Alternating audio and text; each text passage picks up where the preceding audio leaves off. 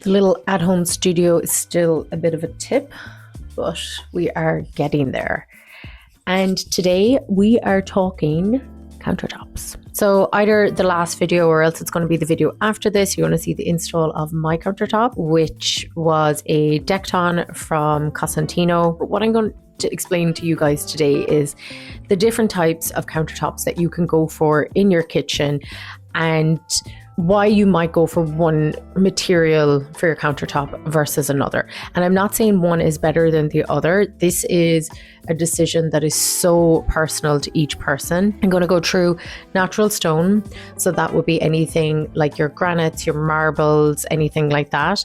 I'm going to go through quartz, which is like a silestone. The last one I'm going to go through is with you guys is Dekton, which is the one that I went through in the end, or went for in the end.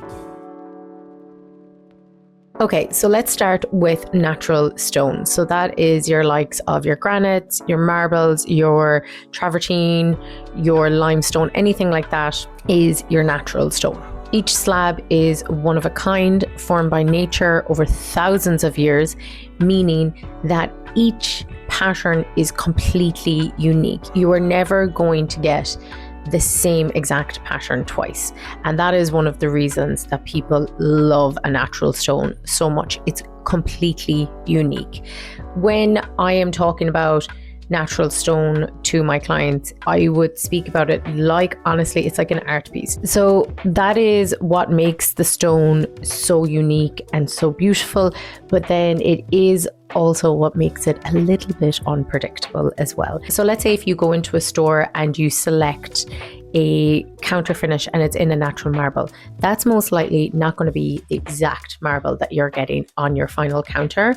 You do get to go and select the actual slab, so it makes it that little bit more bespoke and unique. But usually if you go into a store and they have lots of samples like I have behind me here, they're not going to have the exact marble or granite that you're going to get in your kitchen. You'd have to select that at a later date, looking at the final slab that's been cut for you, which is again what makes it so unique and beautiful. But for some people that's just way too much work and they don't want to do it. Marble, for example, has a timeless high-end look that everyone loves, but it is also porous. So it can stain and it can etch with things like lemon juice or wine. If you love character, if you love veining, and if you love feeling like something is completely unique, then a natural stone is definitely on the right path for you. It is, in my opinion, unbeatable for a unique element in a space. But it does need to be maintained and it does need to be cared for. For some people who appreciate a patina that comes with age, then that's totally fine.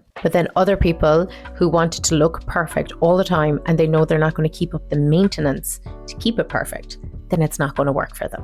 On that sense, if you wanted something that's still quite beautiful, but it doesn't need as much maintenance, I would say have a look at a quartz or silestone or Dekton. That's going to be the next one we talk about. Silestone and quartz. Quartz is an engineered stone, about 90 to 94% crushed quartz mixed with resin and pigment. And what that means in real life is, or layman's terms is, it is non-porous and it is stain resistant. And it has a very consistent color and pattern. So if you love that marble look, but you don't want the maintenance or you don't have the budget for it, then quartz is a great option. Quartz gives you that clean, polished look with a lot less maintenance. You can even get soft veining that mimics real marble, like Calacatta or Carrara marble. The only thing to note with quartz that I find a lot of my clients don't know is it's not completely heat proof, and very high temperatures can actually mark it. So just always use mats near hobs or anything like that.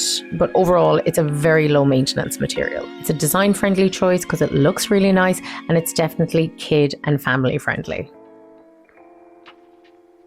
And finally, last but not least, is Dekton. And this is the option that I actually ended up going for in my own kitchen. So Dekton is actually from a brand called Cosentino. Again, I've worked with them for well over a decade now since I started out in design. I didn't actually think I was going to go for Dekton when I was looking at my different counter options, but I fell in love with a specific pattern, so I decided to go with it. But to give you a general overview on Dekton and the pros and cons with it, Dekton is kind of like the new generation of kitchen counters. And it has become really popular, not just in kitchens, but outdoor spaces. And it's made from a mix of porcelain, glass, and quartz particles, fused together under extreme heat and pressure. What's brilliant with Dekton is its durability. And that is one of the reasons it's risen in popularity over the last few years. It can actually be used both indoors and outdoors. It's completely non-porous, scratch resistant, UV stable, and can handle high heat. So if you're the type of person like me, I'm not judging you,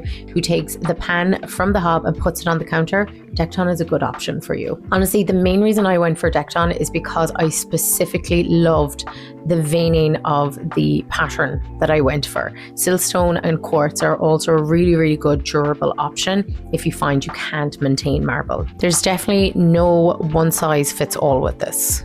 It's all about how you live and what you value most in your space. If you found this helpful, please let me know in the comments below, and don't forget to save for later. You will thank yourself and me when it comes to choosing your kitchen counter.